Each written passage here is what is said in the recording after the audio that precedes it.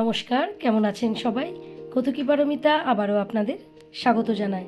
আজকে আমার রান্নাঘরটা দখল করে আছে ওম।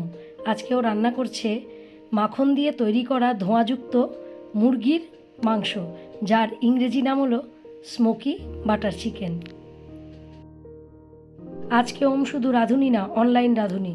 ওই দেখুন, ফোনের থেকে রেসিপি দেখে দেখে তারপরে এই মাংস রান্না করছে।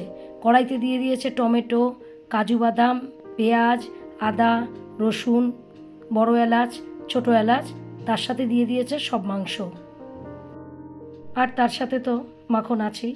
চলুন দেখি ও কী করে রান্না করছে। এতে আবার ফ্রেশ ক্রিমও দেবে। রান্নাঘরে প্রায় যুদ্ধ চলছে। ওই যে মেথি পাতাও গুঁড়ো করে রেখেছে। কিছুক্ষণ মাংসটা রান্না করার পর চারিদিক থেকে জুস বেরিয়ে আসলো। এই ঝোলটাকেই ও আবার কিন্তু গ্রাইন্ডারে পেস্ট করে নেবে। এই যে তেলটা উপরে দেখো বেশি, এটার মধ্যে চিকেনের ফ্লেভারটা আছে। জল শেষ হয়ে গেলে কি করছে চিকেনে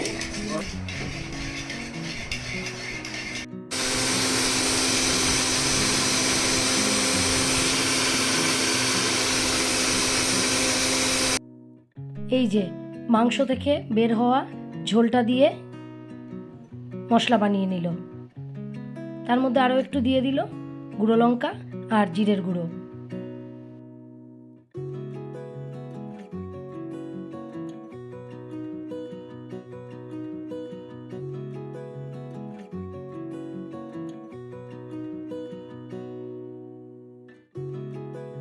মুরগির মাংসটাকে তো আগেই ঝোল থেকে তুলে রেখেছিল, এখন ঝোলটাকে এইভাবে ছেঁকে দিয়ে দেবে কড়াইয়ের মধ্যে। তবে কড়াইতে ঝোলটা দেওয়ার আগে কিন্তু বাটারের মধ্যে কিছুটা রসুন নেড়ে চেড়ে নিল। তারপর ঝোলটাকে ছেঁকে ছেঁকে এই রসুন আর বাটারটার মধ্যে দিয়ে দিল।